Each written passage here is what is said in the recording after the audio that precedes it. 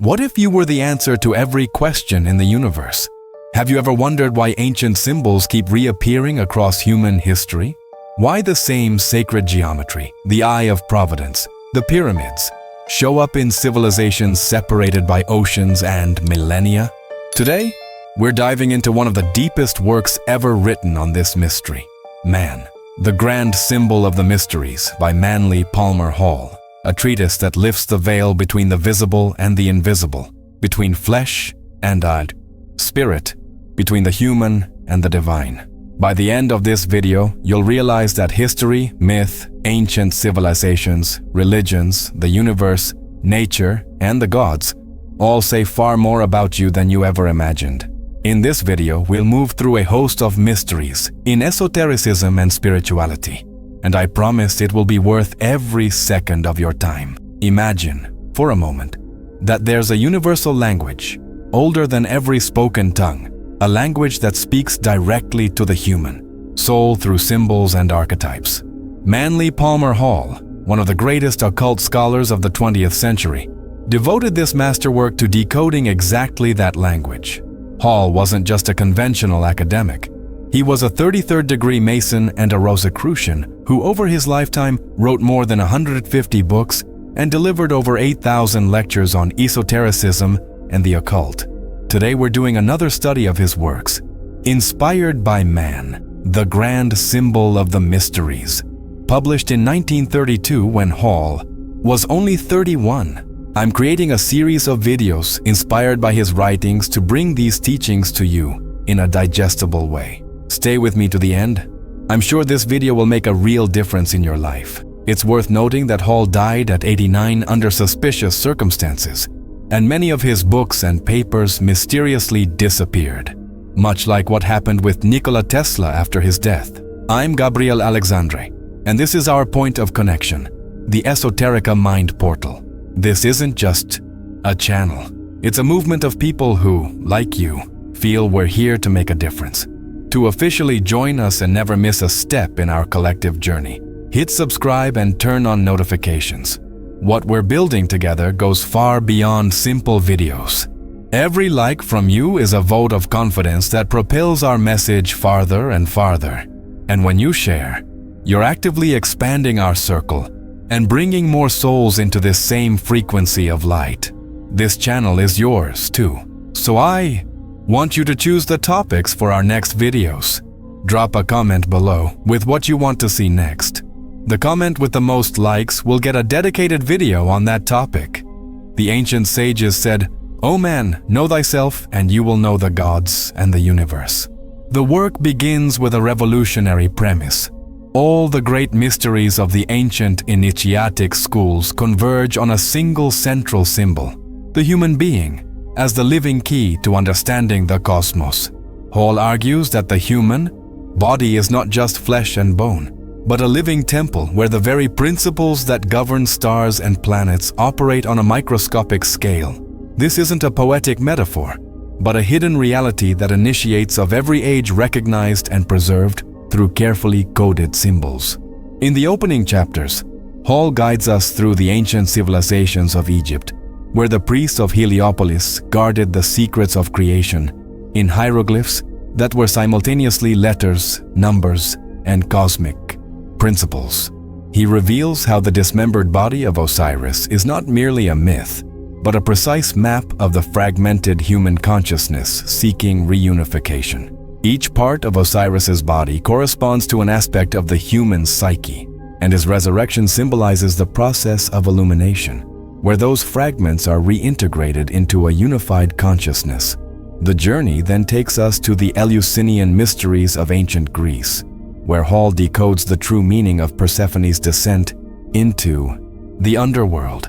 It isn't a simple allegory of the seasons, but a profound teaching about the soul's descent into matter and its eventual return to spiritual light. The initiates of Eleusis underwent rites that simulated this symbolic death and rebirth, experiencing firsthand the illusory nature of physical death and the immortality of consciousness. Hall then explores how the Pythagoreans understood the human body as a cosmic harp, where each organ vibrates in harmony with different planetary spheres.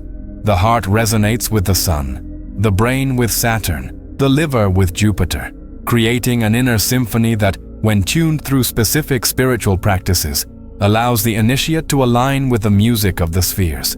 This isn't superstition, but a sacred science based on precise mathematical proportions that govern both music and the structure of the cosmos. One of the most fascinating aspects Hall reveals is how the builders of medieval Gothic cathedrals encoded this knowledge in stone. The proportions of these magnificent structures weren't chosen arbitrarily. They follow the same ratios found in the idealized human body, known as the Vitruvian man. When you enter a Gothic cathedral, you're literally entering an expanded human body, designed to induce specific states of consciousness through sacred geometry and acoustics. The work then plunges into alchemical symbolism, revealing that the true great work was never about turning base lead into physical gold, but about transmuting human consciousness from its dense, material state into its golden, spiritual nature.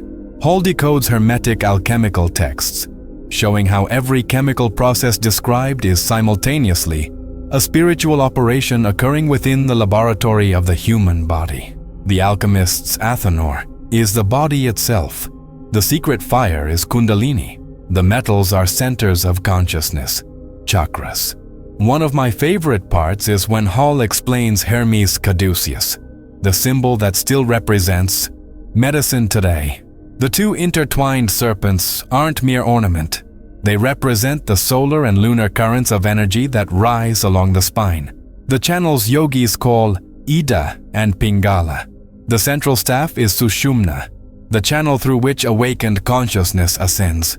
In Eastern wisdom, this is the path of Kundalini. The wings at the top represent the liberation of consciousness when these energies are balanced and elevated to the crown center. We have a full video on the Caduceus here on the channel. Check it out later. Hall also dedicates entire chapters to the symbolism of the Kabbalistic tree of life, showing how this diagram is simultaneously a map of the universe and of human consciousness. Each sephira corresponds not only to an aspect of God and a planetary sphere, but also to a specific center of consciousness in the human body. The path of ascent through the tree is the path of spiritual development, where the initiate rises from the densest realms of Malkuth, the physical plane, up to Kether, the crown of divine illumination. One of Hall's deepest insights is his explanation of how Eastern and Western traditions converge on this central symbol. He shows how the chakra system of yoga precisely corresponds to the centers described by Western alchemists and Kabbalists. Muladhara at the base of the spine is alchemical lead and Kabbalistic Malkuth. Sahasrara at the crown is alchemical gold and Kabbalistic Kether. This isn't a coincidence, but evidence of a primordial universal tradition accessed by all cultures through direct mystical experience. The spine is analyzed vertebra by vertebra. The 7 cervical vertebrae correspond to the 7 planets, the 12 thoracic to the 12 signs of the zodiac, the 5 lumbar to the 5 elements, including ether, the 5 fused vertebrae of the sacrum to the 5 transcendent senses, and the 4 of the coccyx to the 4 Kabbalistic worlds. The total of 33 vertebrae is no accident. Hall shows at length how this number appears repeatedly across initiatic traditions. The 33 Masonic degrees, Christ's 33 years, the 33 gods of the Vedic pantheon, the 33 rungs of Jacob's ladder. Did you already know these connections and curiosities? Tell me below. Here we reach one of the most fascinating parts of the work, the Masonic mysteries, revealing how Solomon's temple is ultimately an allegory for the human body, perfectly constructed according to divine principles. Each Masonic tool, the square, the compass, the plumb, the level, represents a faculty of consciousness that must be developed and perfected. Building the temple is the process of building the enlightened human being, stone by stone, virtue by virtue. Hall gives special attention to the all-seeing eye, showing how it doesn't represent an external, watchful God, but the awakening of the third eye, the pineal gland, which the ancients considered the seat of the soul. He traces this symbol from the Egyptian Eye of Horus to the Hindu Ajna chakra, showing how every tradition recognized this center as the portal to direct spiritual perception. One of the most intriguing chapters examines how the Templars preserved and transmitted this knowledge through symbols that appeared Christian on the surface, yet concealed much older meanings. The Templar cross, for instance, isn't just a Christian emblem. It represents the four elements balanced at the quintessence, the human center.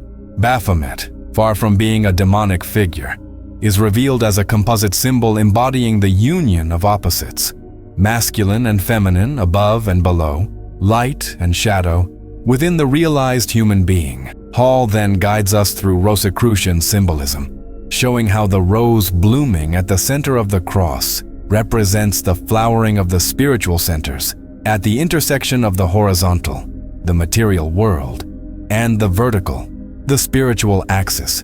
The Rosicrucians understood that the human being is the meeting point of heaven and earth, and that spiritual development is the unfolding of this inner mystic rose.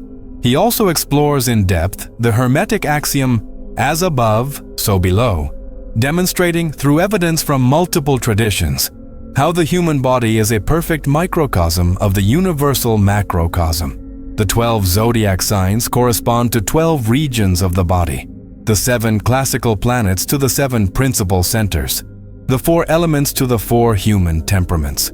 This correspondence isn't merely symbolic, but functional. The same laws that govern planetary motion govern human physiological and psychological processes. A fascinating insight Hall offers is how ancient hero myths are actually maps of the initiatic path. The 12 labors of Hercules aren't just adventure stories. They're precise descriptions of the challenges the initiate must overcome at each zodiacal stage of spiritual development. Homer's Odyssey is the soul's journey through the perils of Ys, incarnation back to its spiritual homeland. Every monster faced, every trial overcome, represents an aspect of the lower nature that must be mastered. We see reflections of this in modern times, in superhero films and animated series. Hall devotes considerable attention to sacred number, showing how holy numbers encode the proportions of the human body and the cycles of spiritual development. The number 7 appears in the chakras, the musical notes, the colors of the spectrum, the days of the week, always pointing to the 7 stages of manifestation of the one consciousness. The number 12 appears in the thoracic vertebrae, the pairs of cranial nerves, the months of the year, always indicating a complete cycle of experience. Sacred geometry is explored in meticulous detail, revealing how the 5 Platonic solids are not just mathematical curiosities, but the fundamental building blocks of both matter and consciousness. The tetrahedron represents fire and will, the cube, earth and stability, the octahedron, air and intellect, the icosahedron, water and emotion, the dodecahedron, ether and spirit. The human body incorporates all these geometries in its form, from the tetrahedral shape of the nose to the near-spherical dome of the skull. Hall then examines the Christian mysteries in a new light, showing how the life of Christ is a perfect dramatization of the universal initiatic path. The virgin birth represents the birth of the Christ consciousness within the initiate, the bos, baptism in the Jordan, the purification of the lower vehicles, the transfiguration, the illumination of the subtle bodies, the crucifixion, the death of the ego, the resurrection, the birth of the immortal self. Every miracle attributed to Christ is a latent capacity within the spiritually developed human being. Particularly profound is Hall's analysis of the Last Supper, revealing it as a veiled instruction on inner alchemy. The bread represents the physical body to be broken and transformed, the wine, the blood, or life force to be transmuted into spiritual consciousness. The command, "Do this in remembrance of me," isn't an external ritual, but an invitation to enact the same inner transformation Christ demonstrated. The work explores the mysteries of the East, showing how yogis and Buddhists arrived at the same conclusions by different methods. The concept of Kundalini Shakti sleeping at the base of the spine is identical to the alchemist's sleeping dragon. The process of awakening and raising this energy through the chakras mirrors the allegorical ascent through the planetary spheres in the Mithraic mysteries. Hall demonstrates how Tibetan mandalas are precise maps of human consciousness, with each deity representing an aspect of the psyche that must be integrated. The process of visualization and identification with these deities isn't a superstitious religious practice, but a sophisticated technology of consciousness transformation based on a deep understanding of the power. Mind's symbolic nature. One of the most practical dimensions Hall addresses is how this knowledge can be applied in modern life. He doesn't present these teachings as historical curiosities, but as living principles that can transform human experience. Meditation on the centers of consciousness, harmonizing the inner elements, balancing polarities. These are practices anyone can undertake to awaken the latent potential of the great symbol that is the human being. Hall, however, warns of the dangers of unbalanced spiritual development. Just as the ancient mysteries had guardians and tests to ensure only the prepared accessed certain knowledge, modern development must be gradual and balanced. Premature awakening of certain faculties without proper moral and mental preparation can lead to illusion, psychological imbalance, or worse, the misuse of spiritual powers. He also examines initiation in detail, showing how it isn't an external ceremony, but an inner process of death and rebirth of consciousness. Each initiatic degree corresponds to a level of perception of reality. The profane sees only the physical world. The lesser initiate begins to perceive subtle forces.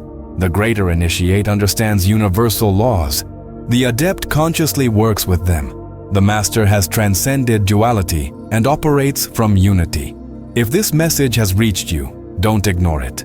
Comment "I receive" and watch how the signs begin to intensify.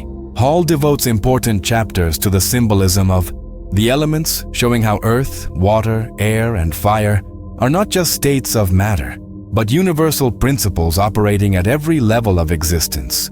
In the human being, earth is the physical body, water, the emotions and vital fluids, air, the mind and thought, fire, the will and spirit.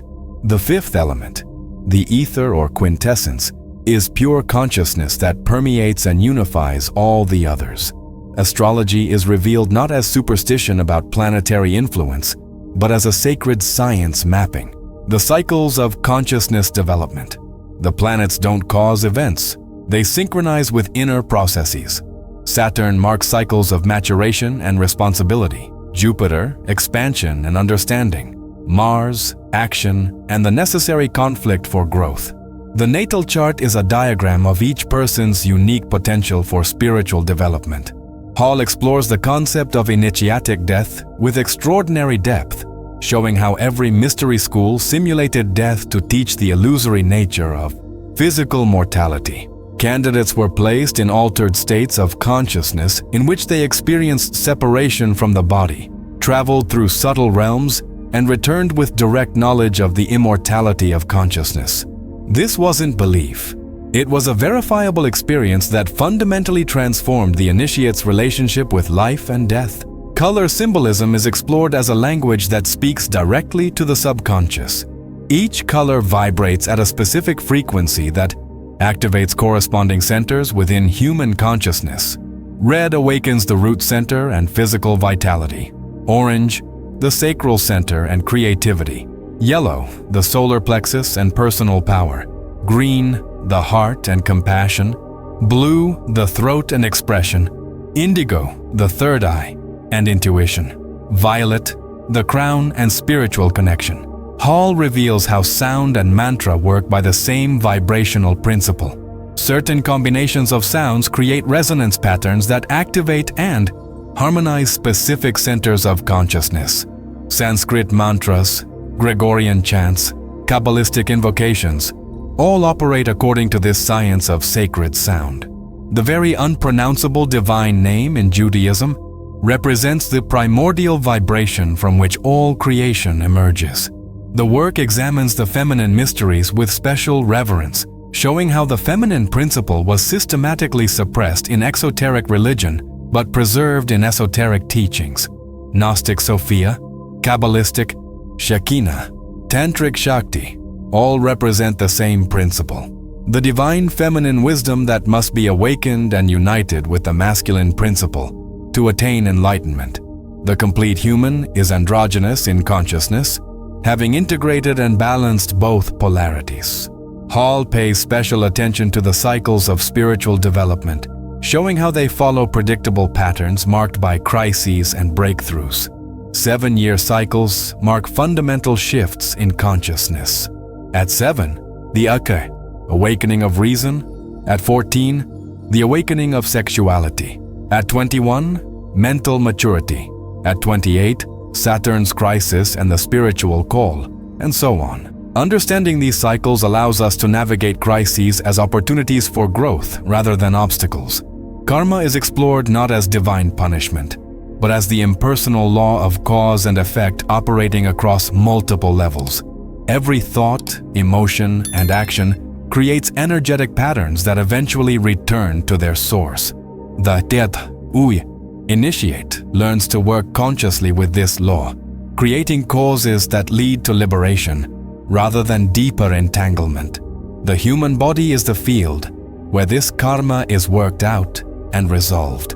What was the most unexplainable spiritual experience you've ever had? Tell us in the comments. This space is safe for those who see beyond the veil. Hall examines the veils of Isis, showing how reality is shrouded in successive layers of illusion that must be pierced one by one. The first veil is the illusion of physical separation. The second, the illusion of permanence. The third, the illusion of the individual ego. The fourth, the illusion of duality. The fifth, the illusion of time. The sixth, the illusion of space. The seventh and final, the illusion of God's separateness. Each removed veil reveals a deeper level of reality. The work explores the guardians of the threshold, those psychological and spiritual forces that test the candidate at each level of development. These aren't external, malevolent entities, but aspects of the seeker's own shadow that must be faced and integrated. Fear, doubt, pride, lust, greed. Each appears magnified at the moment the initiate is ready to transcend it. Hall shows how practices like fasting, vigil, and other austerities in spiritual traditions aren't punishments or displays of piety, but precise technologies for altering consciousness and thinning the barriers between worlds. Fasting purifies the physical vehicles and heightens spiritual sensitivity. Vigil breaks habitual consciousness patterns. Solitude allows direct confrontation with the self, without the distractions of the external world. The symbolism of the sword appears across traditions as the discriminating power of the awakened mind. The sword of Damocles, Excalibur, the flaming sword of Eden, they all represent the same principle, the enlightened intellect that can cut through illusion and reveal truth. In the human body, this sword is the faculty of discernment, developed through meditation and the study of universal principles. Hall delves deeply into the concept of spiritual hierarchy, showing how there are levels of consciousness beyond the ordinary human that serve as guides and instructors to humanity. These ascended masters, Mahatmas, elder brothers, aren't external saviors but examples of what each human being can become. They preserve and transmit the knowledge of the mysteries through the ages, appearing when humanity is ready for its next evolutionary leap. The work reveals how wars and conflicts in outer history mirror inner battles between aspects of human consciousness. The Trojan War is the struggle between reason and passion. The Crusades between dogma and gnosis. World War II between the forces of light and the collective shadow of humanity. Understanding this correspondence allows us to work for world peace by harmonizing our internal conflicts. Hall dedicates captivating chapters to humanity's future, showing how the great symbol, the human being, is not yet complete. We are in the process of developing new centers of consciousness and new capacities our ancestors could hardly imagine. Telepathy, clairvoyance, distance healing, these aren't supernatural powers, but natural faculties of a more evolved human, gradually emerging as the species develops. the concept of the egregore is explored, showing how groups of people focused on the same ideal create collective thought forms that take on a life of their own. Religions, nations, spiritual movements, they all create and are influenced by these egregores. The initiate learns to recognize and work consciously with these collective forces, contributing to beneficent egregores and protecting themselves from harmful ones. Had you heard of egregores before? Ever had an experience that matched this concept? Want a video on it? Comment so I know. Hall also examines the role of ritual and ceremony, showing how they aren't empty superstitions but technologies for focusing and directing consciousness. Every gesture, word, and symbol in a true ritual has a specific effect on subtle planes. The human body becomes the living altar where these inner rites are performed, gradually transforming the lead of ordinary consciousness into the gold of illumination. The work concludes with a majestic vision of human destiny. The great symbol of the mysteries, the human being, is destined to become conscious of its true nature as a god in the making, not through arrogance or delusion, but through the patient, systematic development of every latent faculty. When enough individuals realize this potential, humanity as a whole will make a quantum leap in consciousness, inaugurating a new era of peace, wisdom, and universal brotherhood. Hall reminds us that this knowledge isn't meant to create a separate spiritual elite, but to be shared with all who are ready to receive it. Each person who awakens to their true nature becomes a beacon lighting the path for others. The modern initiate's work isn't to withdraw from the world, but to bring the light of the mysteries into daily life, gradually transforming society through living example. And here we reach the crucial point Hall emphasizes again and again. You, listening to these words right now, are the great symbol of the mysteries. Your body is the temple. Your consciousness is the divinity that dwells within it. Your life is the ritual of transformation. Every challenge you face is an initiation. Every choice between lower and higher is an opportunity to ascend. The ancient mysteries didn't die. They live in you, waiting to be awakened. The real question isn't whether these teachings are true, because truth can only be verified through direct experience. The question is, are you ready to embark on this journey of self-discovery? Are you willing to remove the veils that cover your true nature? Do you have the courage to face the guardians of the threshold within your own psyche? If the answer is yes, then the path of the mysteries lies open before you, not in some distant temple or secret school, but here and now, in your own life, in your very being. Hall's methodology is unique in how rigorously it combines historical sources with modern medical knowledge. He cites the anatomical works of Vesalius, showing how this father of modern anatomy was secretly a hermetic initiate who encoded occult knowledge in his illustrations. The diagrams of Robert Flood are analyzed in detail, showing how his representations of the human body as a cosmos anticipated discoveries about human electromagnetic fields, acupuncture meridians, and subtle anatomy. Hall presents evidence from medieval manuscripts showing monks using techniques we'd now recognize as biofeedback and neuroplasticity. Arabic texts by Al-Ghazali describe breathing exercises that specifically alter blood chemistry to induce mystical states. Egyptian papyri detail the use of specific sound frequencies to stimulate particular glands. Knowledge modern science is only beginning to validate through studies of cymatics and resonance. The immune system is revealed as much more than defense against pathogens. It is the army of Michael, maintaining the integrity of the bodily temple against invasions, not only physical, but energetic. Allergies are interpreted as hypersensitivity to specific energies that resonate with unresolved traumas. Autoimmune diseases are the body attacking itself due to unresolved conflicts between aspects of the psyche. We're living through a surge in autoimmune disorders in modern times. Could technological excess be throwing our bodies out of balance? The concept of the world egg is applied embryologically, showing how the fertilized ovum contains, in potential, the entire universe of the future human being. The first 72 hours after fertilization are identified as critical, corresponding to the 72 names of God in Kabbalah. the Adad 72 geni of the Hermetic tradition, establishing the individual's fundamental energetic pattern. Affirm your path right now. Write, "I choose to awaken," in the comments, and see how the universe responds when we declare with intention. Amplify that energy. Hall concludes by reminding us that the greatest mystery isn't something external to be discovered, but something internal to be realized.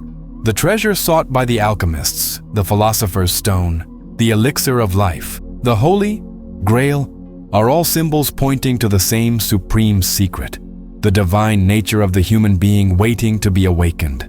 And this awakening isn't a single dramatic event, but a gradual refinement, like sunrise slowly lighting the landscape, revealing beauties that were always there, waiting only for light to be seen. The legacy of man.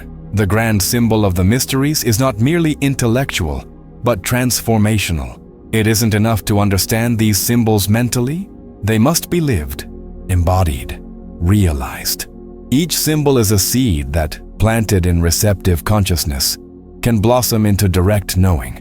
A lifetime isn't enough to exhaust the depth of these mysteries, because each level of understanding reveals new horizons even vaster than before. The human being is the bridge between heaven and earth, the microcosm of the macrocosm, the mystery of mysteries waiting to be unveiled. And here's the crucial point.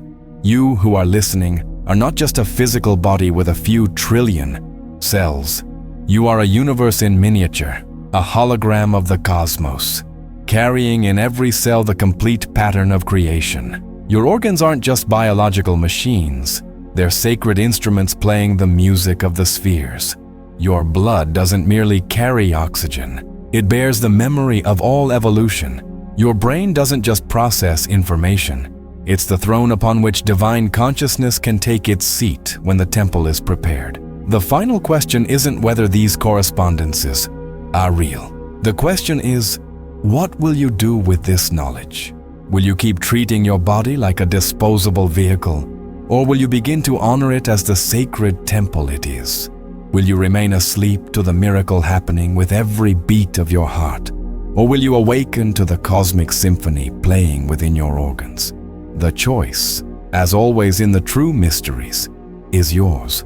Remember, in the mysteries we are all students and teachers simultaneously, each contributing our unique piece to the great mosaic of universal wisdom. And there's more. Manly P. Hall has another extraordinary book on this very theme, where he maps the planets, nature, and the universe onto the human body with perfect clarity. But I'll only talk about that work if you comment. You decide. Tell me below if you want it. If this content reached you, it wasn't by accident. When the seeker is ready, knowledge appears. You're not just watching a video.